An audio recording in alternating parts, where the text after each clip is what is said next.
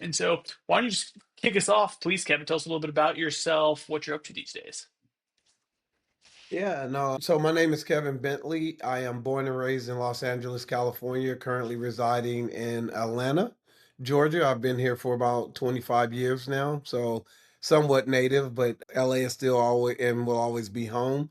I went to Northwestern for undergrad, as well as my master's in technology. I have a master's in or MBA from Rice, and then I'm doing my doctorate right now at USC. I have about 9 months until I graduate this May.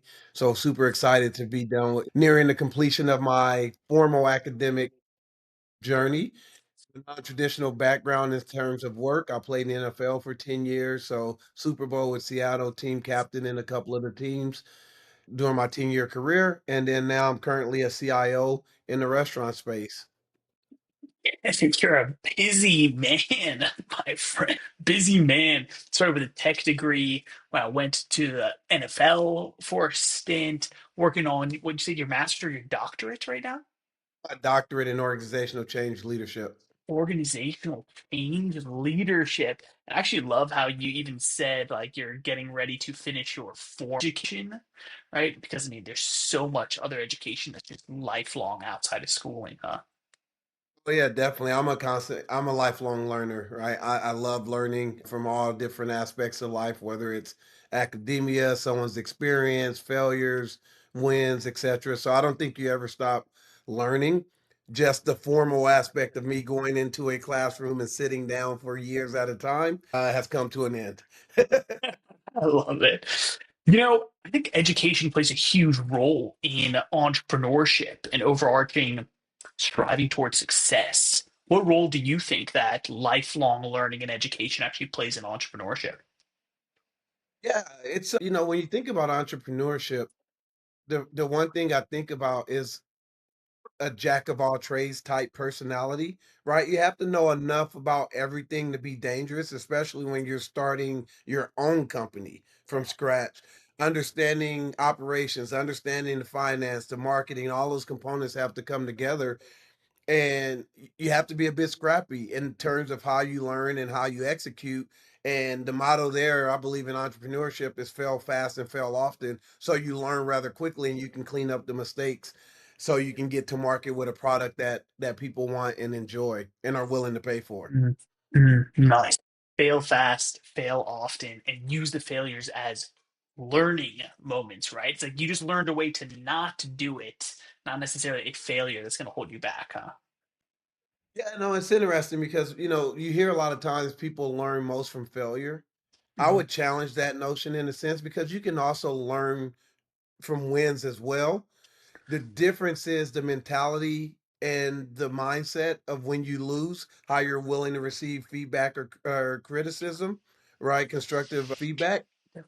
But when you win, mentally, you're more to accept that feedback, even if it's harsh, Mhm. right? And I think people overlook the win aspect and how you can learn and still get better, even though you won.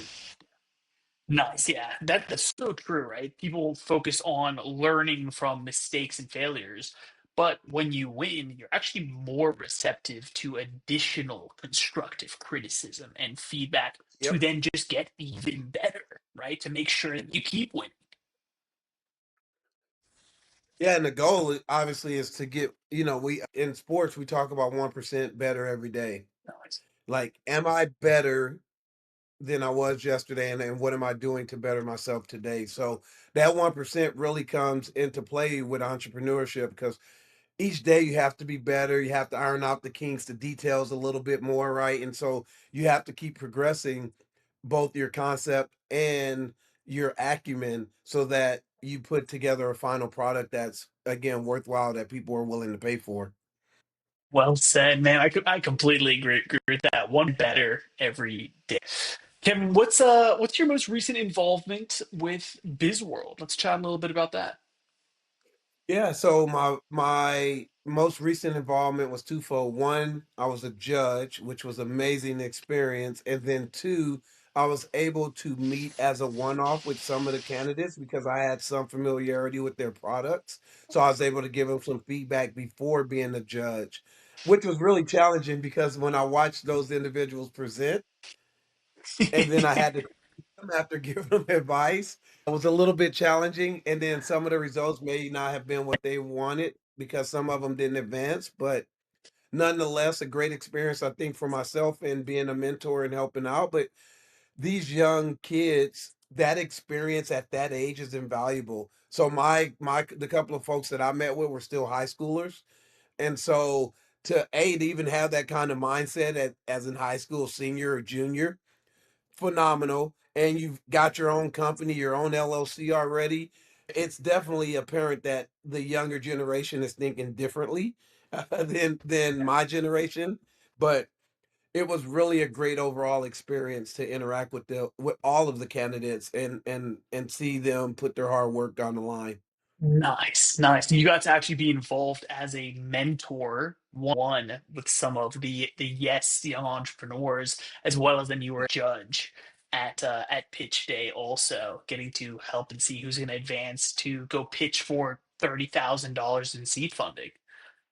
Yeah, no, again, it was a great experience. I was on the panel. There was about two or three other judges, Mm. and we had never met before, so that was interesting to see the dynamics and how we played off of each other's questions in real time with literally no exposure to each other before that call. So Yeah, we put a pretty diverse panel of judges also up there, which is a lot of fun. How did you first hear about and get involved with BizWorld, Kevin? yeah, so oddly enough, in my doctorate program, Dr. M was our data professor and she's involved. And so we became pretty close over the course of school, my term with her. And then we started to talk about biz world and like being a mentor. She learned a little bit about my sports and some of the things I'd done from a charity and foundational aspect. And then and her name is Aisha Madney, but we call her Dr. M. But that led to, hey, we have this great opportunity with BizWorld for you to either mentor or be a judge. And I didn't have the time to mentor, 'cause I think it was either 8 or 12 weeks. I didn't have that kind of time, but I did have the time to be a judge, which was great. Nice, nice. So somebody on the inside of BizWorld opened up the opportunity for you, and then you looked at being a mentor. Like I said, it's 12 weeks, about an hour per week, but you found a different opportunity to be a judge, which was less commitment, but still able to help give back. Yeah, and as I mentioned, I'm in final phases of my doctorate program, so I'm writing my dissertation. And so this term would have been very challenging to do that and mentor someone. And I wanted to be fair to that candidate to make sure they get the time they needed. But I will be a mentor in 2026. Nice, Kev. We look forward to it. I mean, you already told me that you put in some mentor hours for a couple of the businesses, anyways. Yeah. It's like kind of contagious. It's so exciting to be able to give back and mentor youth, don't you think? Oh yeah. We talked earlier about failing fast and growing from that failure. The one thing you don't have enough time for in any lifetime is to make enough mistakes to learn from. But what you can do is learn from others' experiences. And so that mentorship is me giving back in a way that, hey, I've experienced some things that maybe you haven't, and vice versa. So it's a two-way street in terms of learning, right? Younger generations probably going to look at problem sets differently than I do and their business opportunity. So I think it's going to be a collaborative nature to understand the end goal and then how we get there together Nice, nice. through our shared experiences. So really Yeah, exciting. love that. I've actually heard from some mentors and supporters that they feel like they get more out of this like opportunity to mentor young entrepreneurs. They get more out of it than even the young entrepreneurs do. Like, why do you think they say that? I can see that in a certain aspect because even with the brief interactions I had with some of the candidates, it was so fulfilling to answer their questions and help them along their journey, right? You always want someone to reach back and help pull you forward. And again, playing off of our collective experiences, even on the judging panel where we ask specific questions, you have diversity of thought, so really challenging the mentees to look at their business opportunity in a different way or consider some things maybe they hadn't. So yeah, it's a great opportunity, and I wish there was something like this around or that I was at least aware of when I was coming through school. I have heard that one before, and I feel the exact same. I mean, so Kevin, you're clearly super busy guy, right? And there's tons of organizations out there that you can support. What's the reason that you chose to invest your time and resource into supporting BizWorld and the YES program? Again, it comes back to this the concept of BizWorld and what they're trying to accomplish and helping youth advance their careers. I don't believe I'm a consummate learner and I've gone the academic route, but I don't believe school is for everyone. Right? Where not everyone can go sit in a classroom all day or maybe even a 9 to 5 all day. But what people can do and are willing to do is build their dreams. Right. And so these companies that these individuals are creating, there's something unique about the company. There's something personal that touches them intimately so that they want to bring this product to life. And more importantly, from at least the subset of businesses I saw, they were either ESG, so environment and sustainability, where they were improving some aspect of our world or improving someone's life. And so that, I mean, how can you not want to be a part of that? Well said. Yeah, I mean, it's such a beautiful thing, especially with young entrepreneurs, that they're really working to solve pretty big problems. Like, legitimately, they Yeah. want to help. They're not at a stage where they're just doing it for the money. They're doing it to actually help move the world and people forwards. No, yeah, definitely. I not to get into too many details because I think she's going to be up for the big prize, but one of the young lady that came in first place, she had some kind of medical device. I forget what it was now, but the premise of it was for young women who are having challenging menstrual cycles, etc. They were able to sample the blood, send it off, and get like real-time results of what's going on with their health. I was like, that is phenomenal to do something like that at that age where a young women are still learning about themselves. So the opportunity to go and have this device, right, tied to something that naturally occurs, and then you're learning about your health symptoms from it and how to improve your quality of life. It was just some phenomenal ideas that was like, wow. That is such a great example. That's actually TT. Her company is called Patty.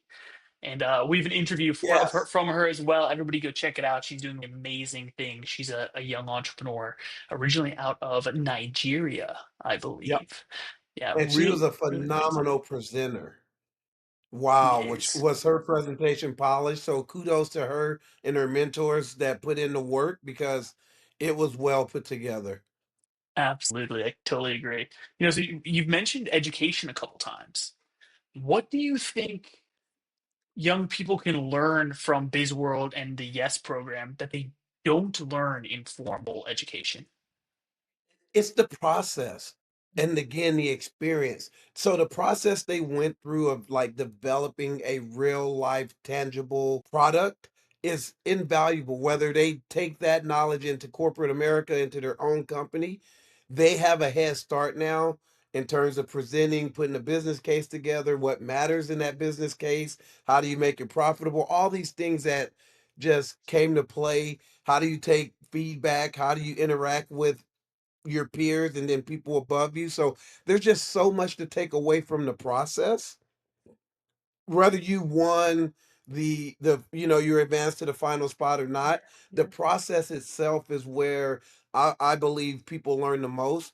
The results are just milestones, right? But you can always go back and revise your process. And I think that was a great learning lesson for them with all the iterations of their presentations and things like that.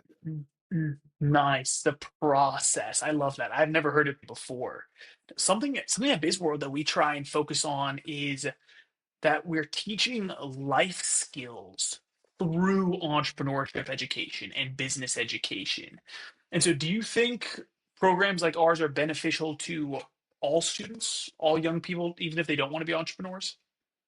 Oh, definitely. I mean, like I mentioned, TT, the young lady that presented phenomenally, that's a skill. That's a communication skill. That's how do you keep an audience engaged, right? One young lady had biodegradable footballs.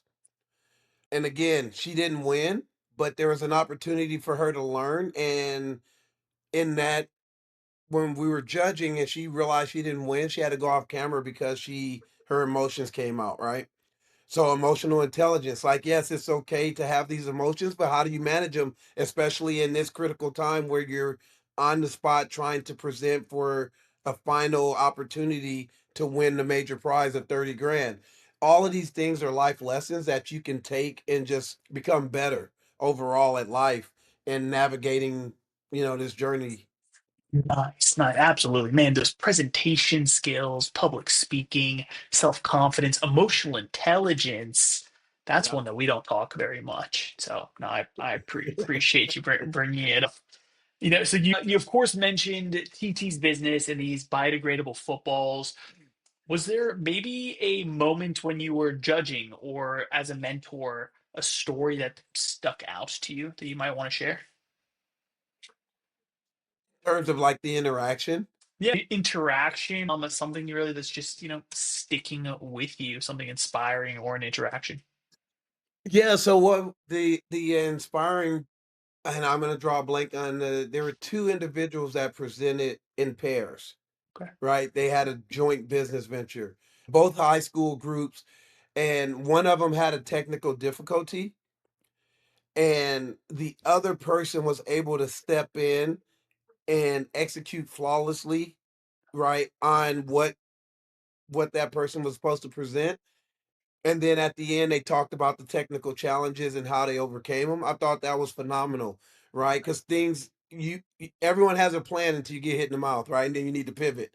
And so they had a plan coming in. They had to pivot, and I think they were like second or third in the in the final rankings. But just that experience of chatting with them and helping them understand, like, you're gonna have these kind of bumps in the road, but how do you respond and bounce back? And I thought they did a phenomenal job of that with the technical challenges they faced.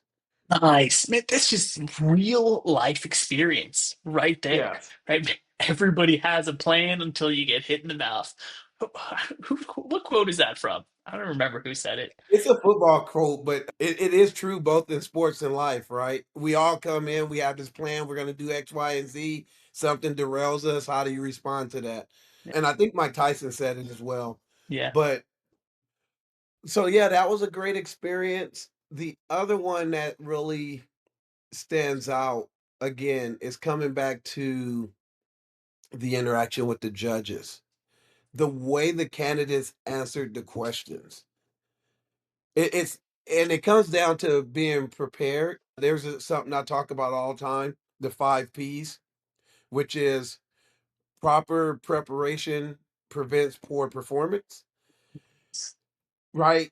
In the 12th hour, you could have dropped the ball with all the questions that were being asked because you didn't know what we are going to ask. They were random questions from different perspectives, and the way the candidates handled the question set was really, really, really good. Showed that they really knew their business inside and out, and I think that's something that's critical as an entrepreneur. You need to know and own your business. Man, well, proper preparation prevents poor performance. Yep. So true in life and in business. Man, to a young entrepreneur out there, right? Or let's just say a young person that's has aspirations of being an entrepreneur. What maybe life advice could you give to them to help them towards their ultimate goal? So, 3 things. 1, dream big, right? At an early age. Don't lose that kid-like curiosity, Mm. right? Asking the whys and really trying to understand the inner workings of how things work at the most detailed level. And the final piece is communication. Don't be afraid to ask. Because there are a lot of people that are maybe not willing to help you, but there's probably double or triple the amount of people that are willing to ask. But a lot of us are crippled by the fear of asking because we don't want the response to be no. And when you look at a lot of successful people, they've either had a lot of failures or a lot of no's, but they kept knocking on the door. They kept iterating on their product, and they became great at what they did. Nice. Well said, man. Keep going, keep asking. Communication is a big thing, and dream as well. Entrepreneurship or even the Yes Pro can seem kind of intimidating from the outside. Like, why do you think a young person should take a chance on programs like Yes if they have a dream of starting something big? Again, what I would say is along the journey, you're going to encounter people that can help you, right? Whether it's helping you understand where your product should go or shouldn't go. Similarly, when you think about like dating as an example, and people say, "Oh, that was a failure. It didn't last." No, you actually learn what you don't like or what you don't want to tolerate, right? Or what you like more of. And so that piece, when you look at it from what they did when they as in terms of pitching their business and putting themselves out there, you never know what nugget someone's going to say or give that propels your business to become the next Apple of the world. Well, yeah. So I mean, it's almost just put yourself out there because you don't know who you are going to meet. You don't know what No, advice you're going to get that could change your entire life. no, and it's interesting. I'll just share a quick story. I won't use names, but I was talking to an individual about a business opportunity. There was another gentleman there that I had never met, but he was a friend of my buddy that I was chatting with about. My buddy, oddly enough, didn't know anything about what I was trying to do. His buddy, who's over just kind of ear hustling a little bit, goes, "Oh, I don't know that, but I know someone who created something like that." We connected, and then all of a sudden, boom, now I have a product in market. I've created an LLC, and that's all because I was just willing to share my idea or thought with my buddy to get some feedback. Mm, And lo and behold, at that time, a complete stranger knew all about it. But if I never said anything, I would have never got that door opened, right? And so again, coming back to communication and not being afraid of no is critical. mm. So thanks for sharing that story. So many people are afraid that their idea is going to get stolen, so then they don't share it. Seems kind of ridiculous to me. What do you think? Yeah, I mean, there's ways to protect yourself and your idea. And obviously, you don't go, you're selective with who you pitch it to, but you do have to pitch it Mm, because yeah. again, people are going to make your product better. They're going to help you understand your deficiencies. They're going to help you understand where you're hitting the nail right on the head. So, when you do things in isolation, you have blind spots. And the more you open yourself up to conversation and feedback, the better you can overcome those blind spots. And so I think it's more about learning what you don't know Mm, and how do I improve, right? And so, yeah, I think there's just a great opportunity when you communicate. And for every good idea you have, sure, if someone steals it, great. Your mind is curious, you're gonna come up with great ideas. But again, there's also ways to protect your ideas. So I wouldn't be so much worried about that as making sure I put myself out there to get the right doors opened. Right. Microsoft, I believe, started in the garage, mm, mm. asked their parents to, hey, we want to do this crazy business. Someone supported it, gave them a space, and look what it is today. You look at I think it's Frito Lay with the flaming hot Cheetos. That idea came from the janitor, No a way. Hispanic janitor, right? Because the Mexican culture, specifically on the West Coast, they put a lot of like spice even on their fruits and all of that. And so think about where the world would be without flaming hot Cheetos. It's a world I don't want to live in, man. Yeah, but I mean, again, anyone and any person can actually spark an idea that turns into something phenomenal. It's got to be willing to cheat also, right? To then Yep. actually make it happen. I mean, Kevin, thank you so much. If you could describe what the Yes program is, in one or two sentences, how would you sum it up? One or two sentences, I would say it's an opportunity to refine your process and create lifelong skills, both personally and professionally, that'll carry you a long way. Nice. Oh, that might be one of the best answers I've gotten. I Well, don't you say know, that I every think time. again, think about the confidence it takes to put yourself out there for 12 weeks. And I'm pretty sure the feedback is at some point it has to be direct and like, hey, if you're going to win, these things need to happen. So, A, to be able to take that feedback, internalize it, and then perform, but then to put yourself on a stage where none of the other candidates know your product and you're meeting with judges that you've never met and they're going to critique me on this presentation. I mean, those soft skills are invaluable, and corporations will pay a lot of money for soft skills. I can teach you one plus one is two. I can't teach you how to interact with people as fast, right? It takes a lot of time to develop those skill sets, and that's what I see in these young individuals that are putting themselves out there. In an AI driven world now, I think soft skills are just so much more valuable, even, huh?